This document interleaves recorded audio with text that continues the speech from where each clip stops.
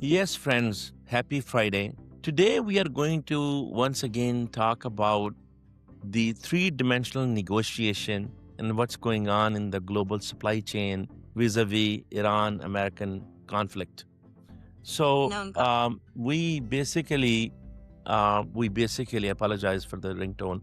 We basically have been talking about what's going on in the Iran-American conflict and how we can plan better, uh, especially as a supply chain planner and supply chain leader. And, how do we really see in this difficult situation and how do we really navigate out of it? So, having an understanding of global supply chain and global geopolitical situation and having to work with Iranians, the Middle Easterns, Asians, and then also Europeans and Americans. I really have a little bit of a different perspective, and I share that with you. So, I mean, like we said, there are three types of negotiators. One of those who basically are very tactical in nature, and there are some who are pretty strategic in nature. But very few understand the technical side of negotiation. Because to understand the technical side of negotiation, you need to really have the domain expertise. So, what I mean by that is that in anything in life, when we negotiate, we either use our tactics trying to convince people with our logic, and that is really what's called tactic, because somebody is giving you their logic, you are giving our logic, and then that's basically an argumentative methodology, and that's called tactical negotiation. Sometimes that gets the deal done, but that also really don't create a very long-term strategic relationship environment. So then there are other type of people which are very strategic in nature. They look at only the long-term view and long-term relationship, and many times they don't really do a very good deal, and hence they look at the relationship. And in my humble opinion, relationships are very important, and you gotta see really the long term. But if you really only look at the long term effect and you do not look at how that long term is going to be depending on the short term quick steps we take to get to the long term, then if one parties keep losing on the short term and the other party only keep looking at long term view, then actually that is a very wrong, I'll say, perspective, because it may not actually give you the outcome as you might have envisioned.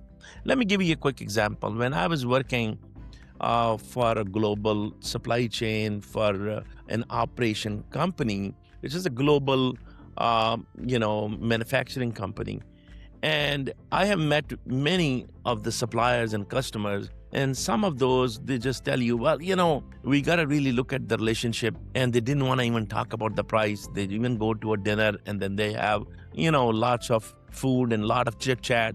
And then the deal get done either in the golf course or at the dinner table without even talking about the detail of the deal.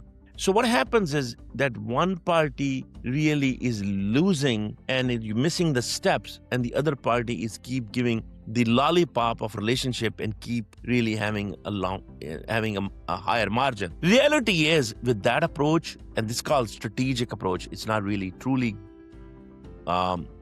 strategic because it's missing a technical piece, and I'll explain you in a second. So without having the detail or understanding the detail and day-to-day impact, you're only talking about the schedule, you're only talking about the delivery, but you're not talking about, what are the ramifications of having the right cost and what should be the benchmark. Why? Because if your cost is not under control and you are losing the ground, in long run, and your customer will eventually lose the ground too. Even though they might be thinking, oh, wow, our margins are great. But if you lost the business, they will lose your business too. So what will happen? They actually lost the whole deal. So that really is a very greedy approach. And that sometimes people call it very strategic. I call another way of tactics. Now, the other approach, which is very well known and which is very adversarial at many times, and that is really very tactical approach, and that is really used in negotiation from the power point of view. The person who has more leverage, more power to dictate things and use all their leverage and dictation, and then they actually make you accept something which is not good in the long run for you and for them. So either that relationship, which is quote unquote called strategic, what was happening, one side was actually running the shot. And in the tactical adversarial relationship, again, one party is running the shot, and this may be a buyer. There might have been a supplier who's running that shot, and this over here may be a buyer who has more leverage and running the shot. And what's going to happen if you as a seller losing ground but keep providing the product because you don't want to lose the customer, you're going to get squeezed. And what happened? You actually will not be able to deliver, and you will look, at different places. So you would have to cannibalize this business. And now the buyer lost a strategic partner. So both sides are not really that great. That so-called strategic relationship and this so-called tactical relationship, what is the common in these both relationships? One party is dictating, whether they are dictating with power or whether they are dictating with so-called relationship. But at the end of the day, it was a one-sided relationship. Why? Because the missing piece is really the technical details, understanding the true cost, the true benchmark. Both parties go in there with full awareness of what is the true situation, analyzing it. No matter how adversarial relationship you have, at the end of the day, you are dependent on them and they're dependent on you. So there's interdependence in there. And there's also, interest satisfaction in there. Problem is that you did not realize your interdependence, and you did not realize your interest satisfaction. And hence, you are not really getting a long-term stable deal. Take an example of, Iran-American conflict. What's going on? We are playing all with tactics. Mr. President is keep playing with tactics. And unfortunately, Iran has called the bluff. Now, Trump is very used to power play, because if you really look at his entire background, I met Trump, I don't know, maybe 25 years ago at the JFK airport, and I saw him doing actually live negotiation. For him, negotiation is like it's like a fun. And then he believes he's the best negotiator. He does not realize that he has always been doing power play. He's been dictating things, and that's his personality. He's very tactical in nature, and then he is winning in those tactics with arguments, and he believed that, okay, he is the best negotiator. Reality is that he is a very tactical negotiator, and he does not understand the long-term strategy or technical details. And what's happening is that you are actually losing, and you're not realizing it. I mean, look at Trump really had lots of setback in his life, but he hid those setback through power play. All through his life, he had a power play. And, either he's, giving somebody some benefit, or he is basically pressurizing, or, whatever tactics he's doing, that's all power play. And he was trying to do the same power play with Europe, with Canada, with Iceland, Greenland, even with Chinese, with Indians, and even with same thing with Middle East. I mean, look what he did to Saudi. He basically said, oh, do this, this, and that. And they did it because they know that they don't have any, power, because if America is not on their side, they're a bunch of dictators and people will rise against them. So they actually bow in front of their God is as any power. And Trump is probably can play the best God, because he plays a person with a lot of, a lot of power, a lot of gung-ho approach. And then, if he goes in front of Europeans unfortunately don't have any empowerment without America. So they have to bow in front of that too. But Russia really didn't feel that way. China didn't feel that way. So Russia and China played very smartly. Look at what happened when Trump did his tariff deal with China. Look what China did. And then Trump had to backtrack. And similar stuff with India, but India did it differently. So Trump really was keep doing his power play, but now he gives example of, smaller countries where he can just go and pick up the president. I mean, those are very, very small countries. The power play works. But power play does not always work. And matter of fact, does not bring long-term relations. Does not. It alienate you. You may get a small benefit on a small scale, but you do not have a long-term relationship and long-term reliability. So look what happened in case of Iran. What Trump really missed the boat is that Iran is a very, very old civilization, and he probably didn't have a chance to work with Iranian. I mean, some of us have a chance to work with. I had Iranian subordinate and many people who I worked with from Iran for 30 years. And I know that they are very polite, but they are a resilient negotiator, I tell you. Resilient negotiator. And I know some of my colleagues and my buddies who would be watching my video, I don't want to call their name. They will remember, they laugh because I work with them and I know how cordial they are, but they are very resilient. And they are not just tactical negotiator, they are very, very strategic and technical. So I have talked to you about strategic and tactical, but I haven't really talked to you about the technical side. What is the technical side? Technical side is analyzing each piece, taking each piece as a layer and analyzing each layer and understanding the capabilities, your capability and the other party's capability. And more capability you have to understand their capability, better you are. Let me just explain this way, that if you are a buyer and you have a seller and you are buying piece of equipment, if you know what is their equipment detail costing, and if you have to build that equipment in-house, what will be the benchmark, what will be the cost? I tell you, I never ever go to any negotiation table without preparing myself. And what do I prepare? The technical details, whether that is a PNS I have to review, or whether I have to look at what is my better alternate than negotiable agreement. What is my alternate if I don't do this agreement? Do I have another alternate if I don't do this agreement? Even as simple as you're going to your employer for your review and negotiate your salary, you got to see what is your backup plan. Would you be better off at current position?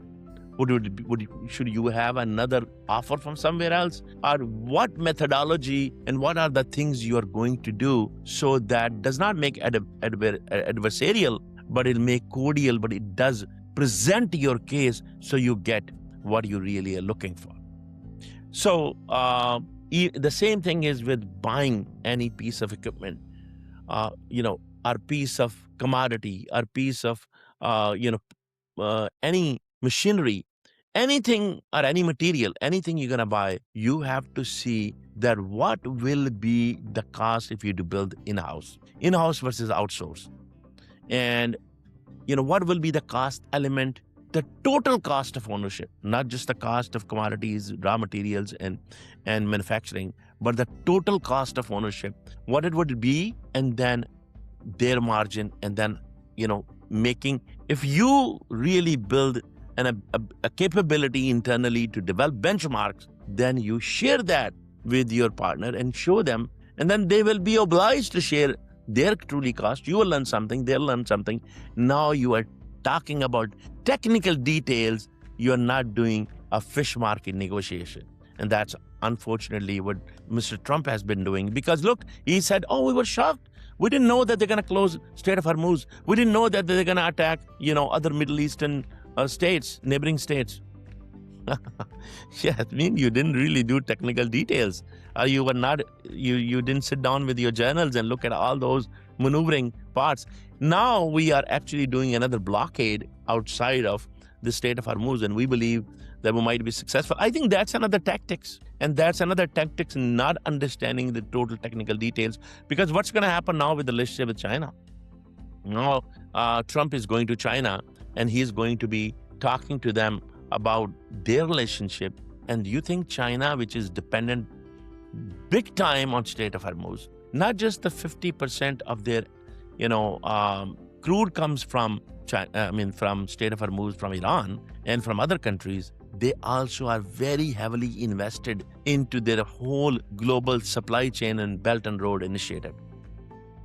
And do you think they are going to sit tight and not do something? We also have our, ships in state of Malacca, and that's the other very, very important, waterway where all the Chinese trade go through.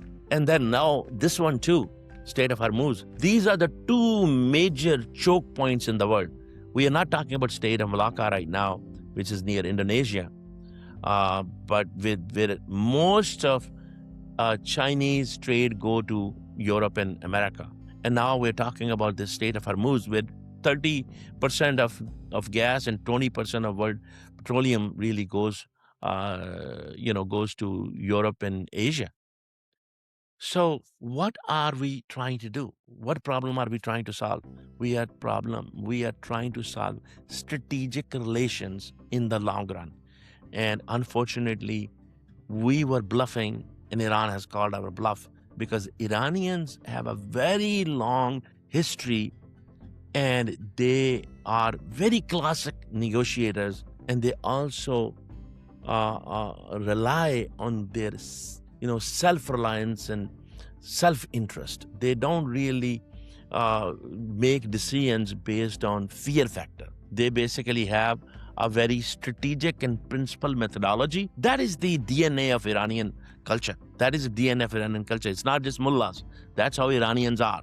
They are very determined. They are very self-reliant type people, and they will die but will not give up on their principle and their land. If you see that in their whole history, they have never been totally 100% defeated and drawn out of their land. They really love their land, love their culture, very, very strong people. So what do? We don't really go just buy into, Israeli strategy. We have best minds here in the United States. We really need to utilize those minds and think out of the box and have a strategic relationship with technical details, understand what interest do we have, and what reliance, interdependence we have. We have an interdependence. We live in global village.